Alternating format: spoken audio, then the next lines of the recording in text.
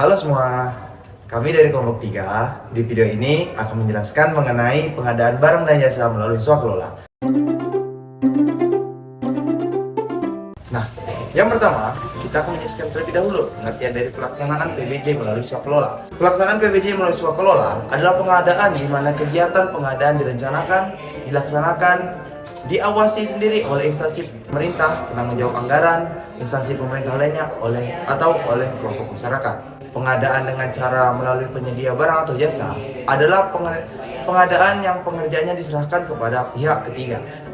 Nah, unsur penting dalam pengadaan swakelola adalah proses pelaksanaan pekerjaan. Dalam pengadaan secara swakelola, pelaksanaan swakelola benar-benar bekerja melaksanakan suatu kegiatan pembuatan barang atau jasa. Nah, ada juga pekerjaan yang dapat dilaksanakan dengan cara swakelola telah ditetapkan dalam pasal 26 ayat 2 Perpres 70 tahun 2012. Penetapan apakah suatu pengadaan barang atau jasa akan dilaksanakan secara swakelola atau dilaksanakan oleh penyedia barang atau jasa ditetapkan oleh pengguna anggaran atau kuasa pengguna anggaran, PA atau KPA. Nah, lalu terdapat proses dalam melakukan pelaksanaan PBJ melalui swakelola, yaitu yang pertama perencanaan swakelola, 2 persiapan swakelola, 3 pelaksanaan swakelola, 4 pengawasan dan pelaporan swakelola, dan yang terakhir yang kelima penutupan swakelola. Hanya itu yang dapat saya sampaikan. Kita lanjutkan ke materi berikutnya. Baik teman-teman, di sini kita lanjut ke poin pelaksanaan swakelola berdasarkan tipe swakelola. Pelaksanaan swakelola ini diatur berdasarkan tipe swakelola yang terdiri dari 4 macam, yaitu tipe 1, tipe 2, tipe 3, dan tipe 4. Nah, di sini saya akan menjelaskan pelaksanaan swakelola di tipe 1. Apa sih definisi dari pelaksanaan swakelola tipe 1 ini?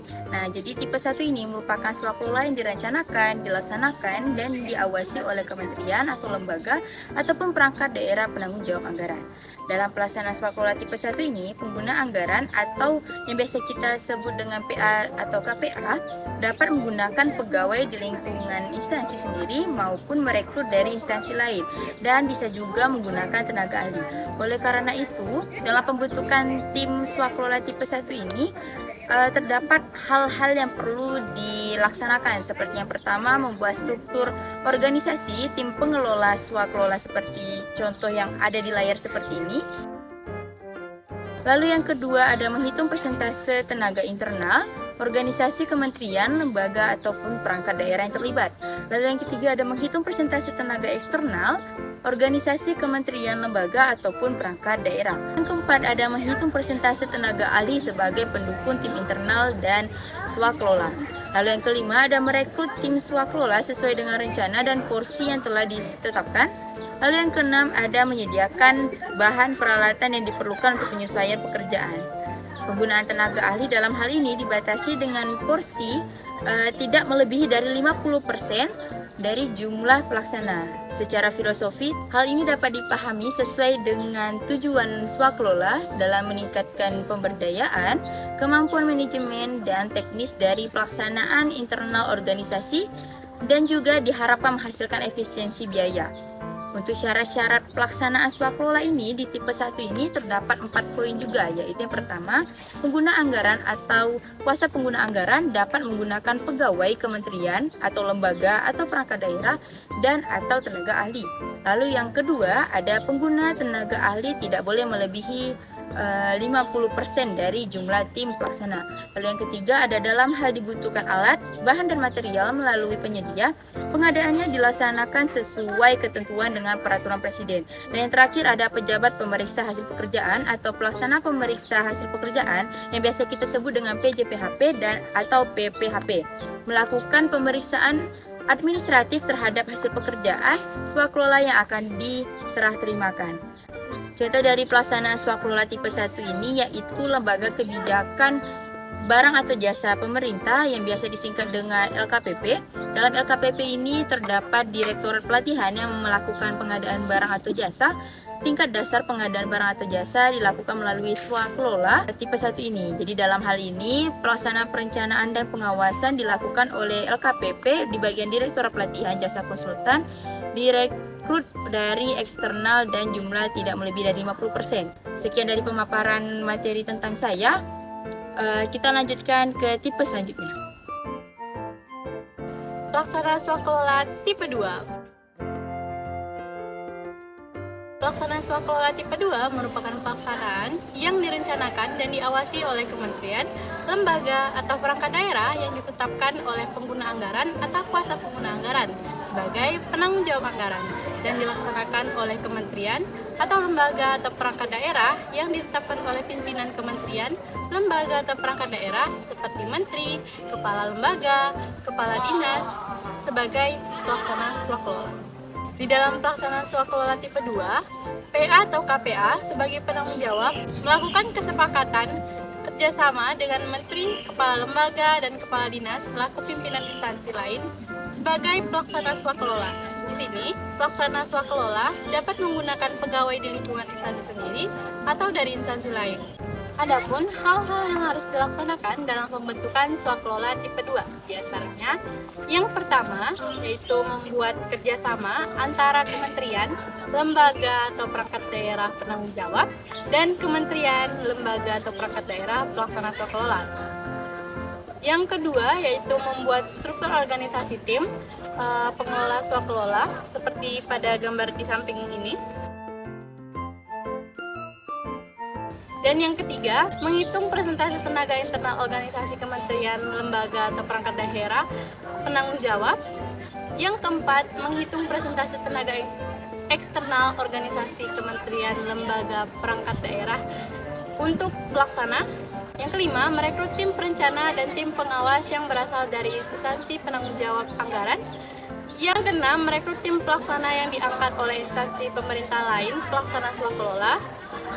Yang ketujuh, menetapkan posisi pejabat pengadaan untuk penyediaan bahan peralatan dan sumber daya yang bisa berada pada tim pelaksana. Dalam pelaksanaan tipe 2 ini juga tidak menggunakan tenaga ahli dari penyedia seperti konsultan, karena peran tenaga ahli dalam hal ini diambil alih oleh instansi lain yang mendukung instansi penanggung jawab swakelola. Selanjutnya, tidak kalah penting adalah mengenai peran PPK atau pejabat pembuat komitmen dalam tipe ini yang didelegasi oleh PA atau KPA untuk menandatangani kontrak dan melaksanakan swakelola berdasarkan kontrak yang sudah ditandatangani dengan ketua tim pelaksana swakelola sesuai dengan kesepakatan kerjasama yang tertuang dalam klausul-klausul kontrak. Contoh dalam tipe 2 ini yaitu LKPP, Direktorat Pelatihan dengan Lembaga Administrasi Negara atau LAN membuat suatu kajian tentang pembentukan pusdiklat pengadaan barang atau jasa.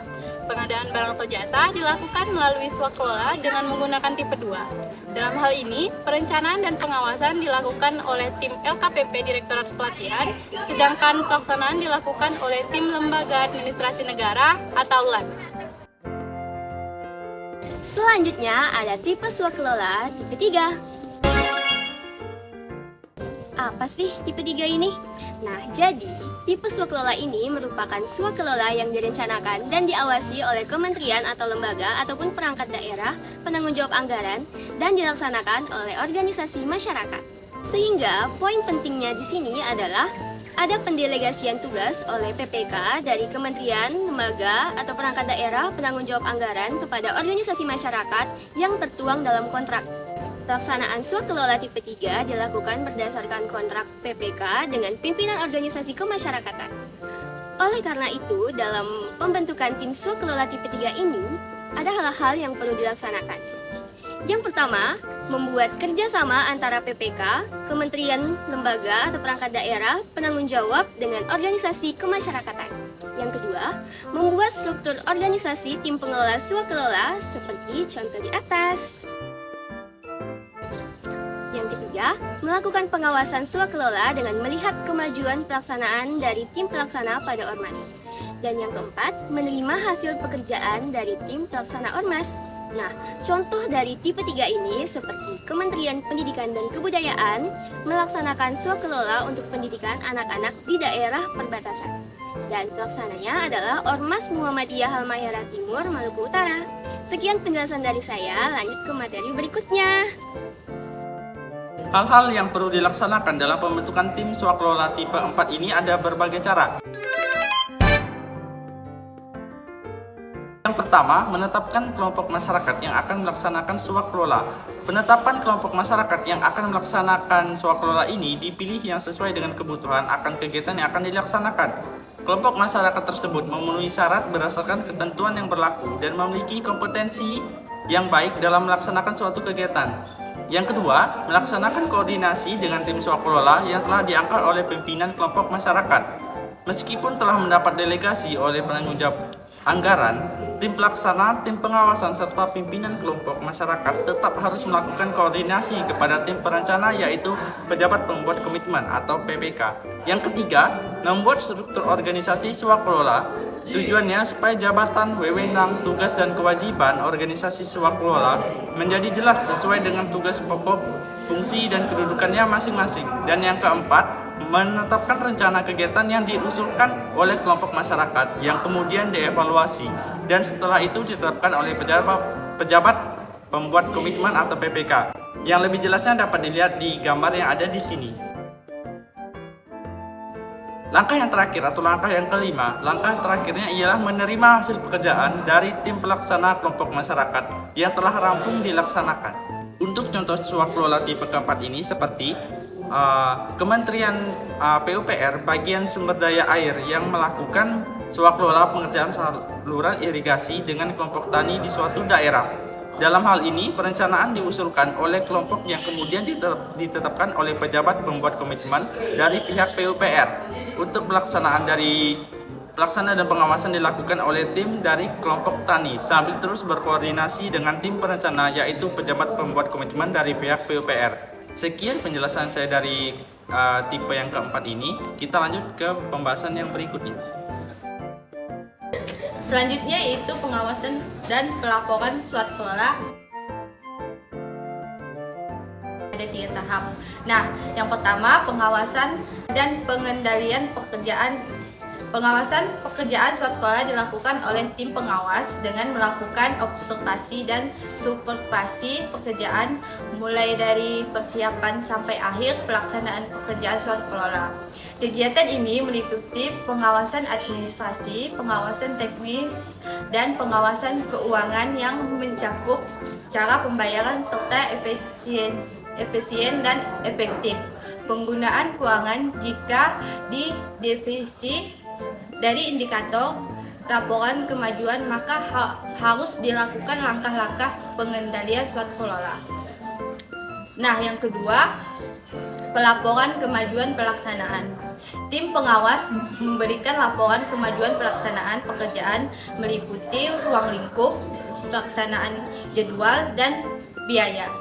Laporan tersebut disampaikan kepada pihak yang memerlukan terhadap pelaksanaan swakelola yang berisikan hasil evaluasi, masuk dan rekomendasi untuk memperbaiki dan meningkatkan pelaksanaan pekerjaan swakelola. Selanjutnya yang ketiga, pelaporan realisasi pekerjaan. Pelaporan realisasi pekerjaan merupakan dokumen pendukung dari laporan kemajuan pelaksanaan swakelola. Laporan ini meliputi hal-hal sebagai berikut.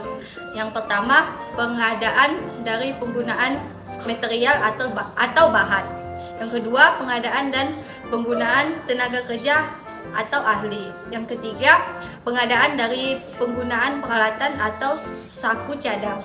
Yang keempat, realisasi keuangan dari biaya yang diperlukan. Yang ke-6, pelaksanaan fisik. Yang ke-7, hasil kerja setiap jenis pekerjaan. Sekian materi yang saya sampaikan, kita lanjutkan ke materi berikutnya. Terima kasih. Halo teman-teman, jadi kali ini saya akan menjelaskan tentang pembayaran swakelola dan mekanisme pembayaran swakelola. Pada pembayaran swakelola terdapat pasal yang mengatur tentang pembayaran swakelola, yaitu pada pasal 48 tentang pembayaran swakelola. Pembayaran swakelola dilakukan sesuai dengan ketentuan dalam peraturan perundang-undangan yang berlaku di lingkungan kementerian, lembaga, atau perangkat daerah. Dalam hal sumber dana berasal dari APBN, pertanggungjawaban pembayaran swakelola mengikuti peraturan Dirjen Perbendaharaan.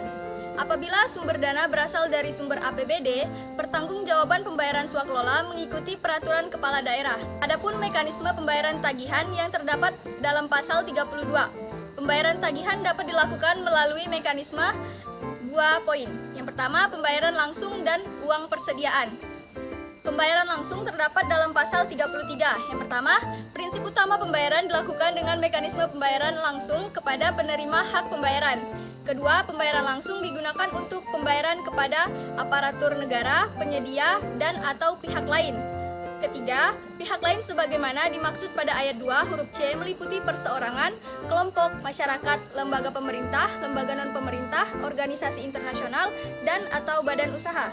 Pada pasal 34, pertama, dalam hal ini tidak dapat dilakukan pembayaran langsung kepada penerima hak pembayaran sebagaimana dimaksud dalam pasal 33 ayat 2. Pembayaran langsung dapat dilakukan melalui bendahara pengeluaran atau bank, pos, lembaga keuangan, bukan bank.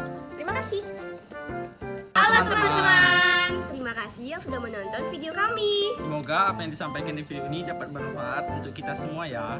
Jangan lupa like dan komen. Dah. Bye.